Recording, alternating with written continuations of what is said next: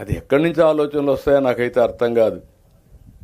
ఇంటే వితండవాదం అంటే మనకు రాజధాని లేకుండా పోవడం ఎంత బాధేస్తుందండి. ఈరోజు తెలంగాణ ఉన్నారు, నేనే డెవలప్ చేశా, నాకు బాధ లేదు. ఎందుకు డెవలప్ చేశాను? తెలుగు జాతి కోసం చేశాను. ఈరోజు విభజన జరిగిన తర్వాత తెలంగాణకు వెళ్ళింది. హైయెస్ట్ పర్ క్యాపిటల్ ఇన్కమ్ తలసరి ఆదాయం దేశంలో ఎక్కువ వచ్చే రాష్ట్రం తెలంగాణ. దానికి ఫౌండేషన్ ఇచ్చిన వ్యక్తిని నేనే. ఈరోజు అలాంటి రాజధాని మనకు ఉండాలా లేదని అడుగుతున్నా మిమ్మల్ని. మీరేమనుకుంటారని మాదేం పోయింది, రాజధాని ఉంటే ఏంటి, నాకు నేను రాజధానికి పోతానా అనే ఆలోచన మీకు వస్తూ ఉంది. మీలో కూడా ఒక సామాజిక చైతన్యం రావాలి. ఎవరి వల్ల లాభాలు వస్తాయి. ఈరోజు గుజరాత్ ఉంది, నరేంద్ర మోడీ గారు ప్రధానమంత్రి అయ్యారు, ముఖ్యమంత్రి అయ్యారు, 3 సార్లు గెలిచారు. ఆ రాష్ట్రం బాగుపడింది. ఇప్పుడు కేంద్రానికి పోయారు, మళ్ళా 3వ సారి గెలిచారు. మీరేం చేస్తున్నారు? వైకుంఠపాళి ఆట ఆడుతున్నారు. ఇప్పుడు నేను అడుగుతున్నా మిమ్మల్ని అందరినీ, రైతుల్ని. జిల్లా ఇచ్చాం, వెలుగొండ ప్రాజెక్ట్ నేనే ప్రారంభించి ఫౌండేషన్ వేసి నేనే పూర్తి చేసి మీ జీవితాలు మారుస్తున్నా. మళ్ళీ హార్టికల్చర్ హబ్గా పెట్టి మీకు ఎవ్వరికి ఇబ్బంది లేకుండా మీ ఆదాయం పెంచడానికి, రైతులకు వెన్నెముగ్గా ఉండడానికి నేను దోహదం చేస్తున్నా.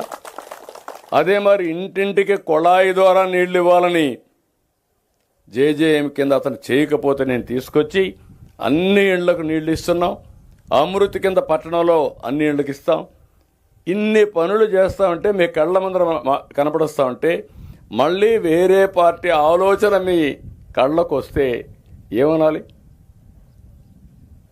కులం, మతం, ప్రాంతం ఏదో ఇచ్చేస్తారని బెట్టింగ్ మెంటాలిటీ, ఇవి మంచివి కాదు.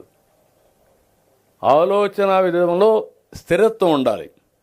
మంచి చెడులు విశ్లేషణ చేసే శక్తి మనుషులకు ఉంది. అన్ని మంచి జరిగిన నాకు ఏదొచ్చినా కూడా మళ్ళా మా కులవాడు కాబట్టి కులానికి వేద్దామంటే మనకు మంచి జరగదు. ఎప్పుడు కూడా నేను మార్కాపూర్ ఏరియాని చూసేవాడు. అది కూడా మీకు చెప్తాను, ఫ్రాంక్గా మాట్లాడేస్తున్న రైతులు ఇక్కడ ఉన్నారు. మార్కాపూర్ ఏరియాకు తెలుగుదేశం పార్టీ వచ్చే తర్వాతనే ఎన్ని పనులు జరగాలన్నా జరిగాయి. కానీ ఒకసారి ఓటేస్తారు, ఒకసారి ఓటేరు. మొన్న మాత్రం శ్రీకాకుళంలో ప్రారంభిస్తే మాకెక్కడ బ్రేక్ పడలా, అన్నీ గెలుచుకుంటూ వచ్చాం. బ్రేక్ ఫస్ట్ వచ్చే కొందికి దర్శిలో పడింది, సెకండ్ బ్రేక్ ఎర్రగొండపాలెం పడింది, మళ్ళీ బ్రేక్ రిలీజ్ అయింది. మళ్ళీ సూపర్ స్పీడ్లో రాయలసీమ వరకు వెళ్ళాం, అక్కడ ఒక 7 సీట్లు పోయినాయి. అంటే ఇక్కడ ఎందుకు బ్రేక్ పడిందని అడుగుతున్నాను నేను. మనం అందరం కూడా గుర్తుపెట్టుకోవాల్సింది, ఇవన్నీ చేసిన నేనేంటంటే అందరికంటే